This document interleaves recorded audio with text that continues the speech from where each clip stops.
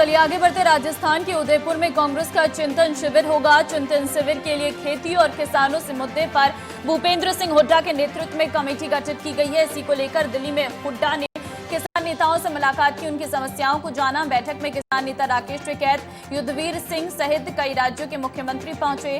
कांग्रेस ने पिछले महीने घोषणा की थी कि 13-15 मई तक 3 दिवसीय चिंतन शिविर उदयपुर में आयोजित किया जाएगा, जिसमें देश भर के पार्टी नेता आंतरिक मुद्दों पर चर्चा करेंगे और संगठन को मजबूत बनाने के लिए समाधान सुझाएंगे। इस शिविर में पार्टी के करीब 400 शीर्ष नेताओं के शामिल होने की संभावना है। चिंतन शिविर हो रहा है। एक पॉलिटिकल पार्टी है, बड़ी पार्टी है, और सेकंड वहाँ पे हाउस में अपना पक्ष रखते हैं। तो हमने अपना फीडबैक दिया है, वो एमएसपी के ऊपर दिया है, पानी के ऊपर दिया है, बिजली पे दिया है। उन सारी चीज़ों पर हमने अपनी बात रखी और हमने कहा कि आप अपने चिंतन शिविर में ये हमारा पक्ष रखो। और जब भी हाउस में, क्योंकि हाउस में पक्ष और विपक्ष दोनों रहते हैं, वे अपनी आवाज़ उठाते हैं, तो हमारा पक्ष रखें और अपनी गाइडलाइन ये पार्टी को तय करें। और जो भी और पार्टी लाइन पे बात करेगा, हम सबको अपना पक्ष देते हैं। सरकार को भी हम देते हैं अपना, और जो विपक्ष है उनको भी देते हैं। एमएसपी पे रखी कि एमएसपी पे गारंटी कानून बने। और अभी कमेटी पहले भी थी, तो उसमें भी बहुत से सुझाव थे। बिजली पे भी रखा, जो बिजली अमेंडमेंट बिल है उस पर भी रखा है, हमने अपनी बात रखी। बैंकिंग वाले मसले पे भी अपनी बात रखी। आज पहले बात तो हम हुड्डा जी का आभार व्यक्त करते हैं कि इन्होंने हमको बुलाया और हमारी जो समस्याएं हैं उनको सुना और आश्वस्त किया कि आगामी जो इनका अधिवेशन होने जा रहा है उदयपुर में, इन तमाम बातों को वो पार्टी के प्लेटफॉर्म पे रखेंगे। और प्रजातंत्र में एक प्रक्रिया है, इसी प्रक्रिया से काम होगा।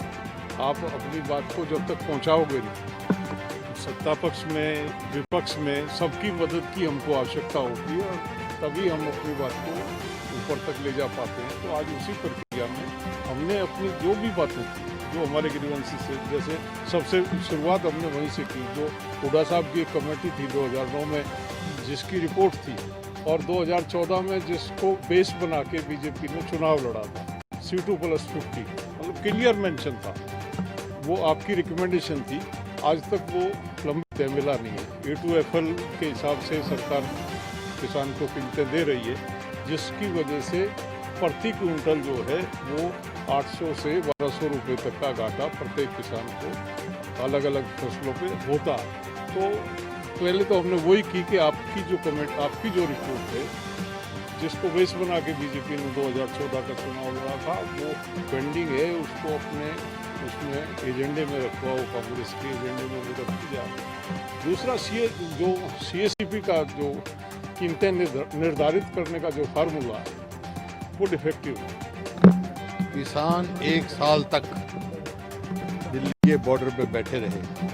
जो 3 कानून लाए थे, शुरू से इन्होंने कहा था ये किसानों के हित में नहीं है। और मैंने भी कहा था, जब वो 3 ऑर्डिनेंस ही आए थे, उस समय भी मैंने कहा था, अगर 3 ही ऑर्डिनेंस जाते हैं, जो आज बात हुई है, तो चौथा ऑर्डिनेंस और ले आए कि कोई भी MSP से कम खरीदता है तो उसके लिए सजा का प्रावधान होना चाहिए। तो यही मतलब है, जैसे MSP की गारंटी, और MSP चाहे मंडी में खरीदे, सरकारी खरीद हो या कोई प्राइवेट खरीद हो, उससे कोई कम न खरीद सके।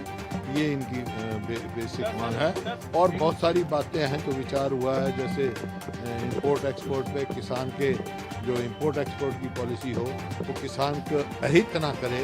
किसान का कई दफ़ा होता है, भाई एक्सपोर्ट कर दिया, एक्सपोर्ट की ज़रूरत है, तो एक्सपोर्ट की ज़रूरत है, एक्सपोर्ट नहीं करते हैं तो डिस्ट्रेस सेल किसान करनी पड़ती है। इंपोर्ट की ज़रूरत है, ज़बरदस्ती इंपोर्ट हो जाती है तो डिस्ट्रेस सेल करनी पड़ती है। ऐसी स्थिति में इस प्रकार बहुत सारे मुद्दे हैं।